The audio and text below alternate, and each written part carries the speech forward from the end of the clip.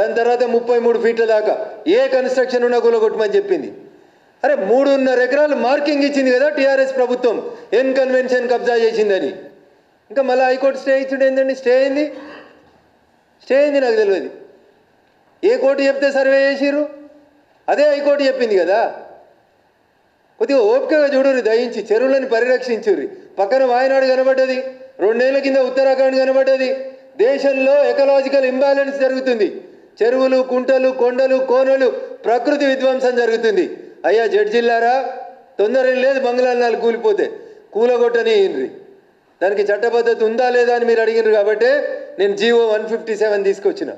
Honourable high court of Andhra Pradesh in a writ petition filed in 2007 and 8 categorically said all the lakes of the Hyderabad should be protected.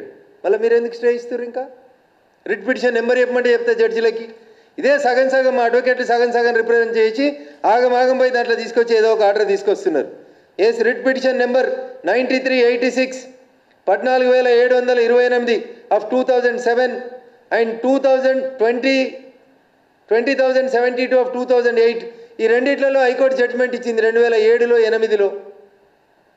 2007లో చెరువుల్ని కాపాడమని సాక్షాత్తు ఆంధ్రప్రదేశ్ సర్వోన్నత న్యాయస్థానం తీర్పిస్తుంది.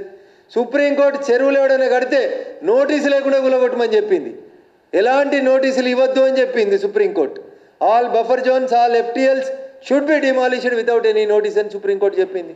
దానికంటే పెద్ద court ఏముంటుందన్న ఈ దేశంలో? దాంట్లో ఇంకా స్టేలు ఏముంటాయన్నా? బరాబర్ కూలగొట్టాల్సిందే, దాంట్లో నో సెకండ్ ఒపీనియన్. నేను అదే జడ్జిలో కూడా విజ్ఞప్తి చేస్తూ ఉన్నా, మీరు అనుమతిస్తే నేను వచ్చి ఆర్గ్యూ కూడా చేస్తాను. 10 ఏళ్లలో మీరు డిస్మెటల్ చేసి డీమార్కెట్ చేసి కూలగొట్టమన్న తర్వాత వాళ్ళు సంపాదించిన ప్రతి రూపాయిని కట్టి గవర్నమెంట్కి, మున్సిపాలిటీకి. ఆ డబ్బుని నాలాలలో వాడి కొట్టుకుపోయిన కుటుంబాలకి, వాగొత్తే ఏడ వానొత్తుందో ఎటు కొట్టుకుపోతున్నామో తెలియకుండా చెరువులలో పడి చచ్చిపోయిన వాళ్ళ కుటుంబాలకి కంపెన్సేషన్ ఇయ్యింది. కళ్ళకు బట్ట కట్టుకోవద్దు దయించి. కళ్ళకు ఉన్నటువంటి బట్టను తీసి భాగ్యనగర వాసుల్ని కాపాడేందుకు కోర్టు కూడా సన్నద్ధం కావాలని చెప్పి ఈ సందర్భంగా అప్పీల్ చేస్తాం. ఏం కాదన్న రాయండి, నథింగ్ ఈజ్ వార్. దీంట్లో ఏం కోర్టులకేం మనం ఏం దూషిస్తలేం, జడ్జిలను ఏం దూషిస్తలేం. తెలియాల్సిందే, 4 గోడల మధ్యలో కూర్చొని చేయడంగా తెలియాల్సిందే ఖచ్చితంగా.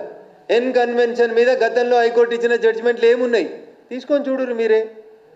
మీ దగ్గర ఉన్న మీ రిజిస్ట్రార్లను అడుగుండ్రి, what are the earlier judgements on an convention. Survey చేసి డిమార్కెట్ చేసినాక డిస్మెటల్ చేయమనాలి, కానీ స్టే ఇచ్చుడు ఎందుకండి? ఎవరిని గౌరవించేందుకు స్టే ఇస్తున్నారు అంటే మీకంటే ముందు ఇచ్చినటువంటి జడ్జి ఇచ్చినటువంటి ఆర్డర్ని మనం వద్దందామా? So this is not fair on the part of the